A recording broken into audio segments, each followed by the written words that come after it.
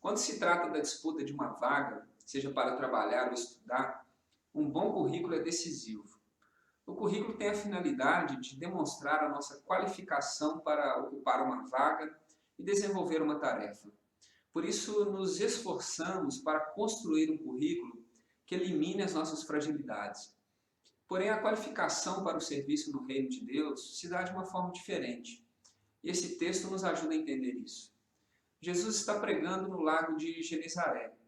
Diante do aperto da multidão, ele sobe no barco de Pedro, que acabara de desembarcar sem sucesso em sua pescaria pela madrugada. Depois de pregar, Jesus diz a Pedro para voltar às águas e relançar as redes. Apesar de Jesus não ser nenhum estranho para Pedro, pois havia curado sua sogra, ele ainda não tem clareza da identidade de Jesus. O reconhece como mestre. Mesmo reconhecendo a complexidade da situação, Pedro obedece a Jesus. O resultado é que apanha uma grande quantidade de peixes. E essa experiência conduz Pedro a uma conclusão: Jesus é Senhor. E, consequentemente, a uma confissão: eu sou um homem pecador. E é essa a característica determinante para que Pedro fosse escolhido por Jesus como discípulo e considerado como qualificado para exercer a missão. Versículo 10. Não tenha medo, de agora em diante você será pescador de homens. Mas por que se reconhecer como pecador é algo essencial para o exercício da missão?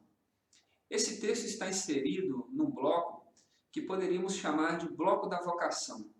De um lado, nós temos a vocação de Simão e na outra extremidade nós temos a vocação dos 12.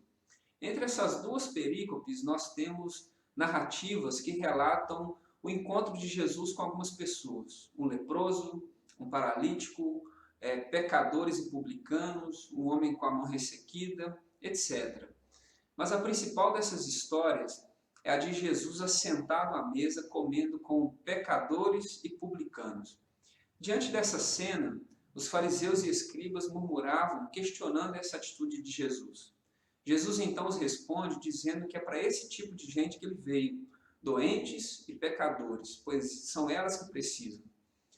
Percebemos que Jesus não usa a sua pureza para segregar, a sua autoridade para os afastar, nem mesmo a lei para condenar, mas olha essas pessoas nos olhos, ele se coloca no mesmo nível. E é justamente isso que os fariseus e escribas não conseguem fazer, pois se consideram como não pecadores, como superiores. Eles olham as pessoas como que de cima. Somente quem se reconhece como pecador é capaz de ir ao encontro de outro pecador, olhando em seus olhos, tratando como igual, sem discriminação, sem arrogância, sem indiferença, como Jesus fez.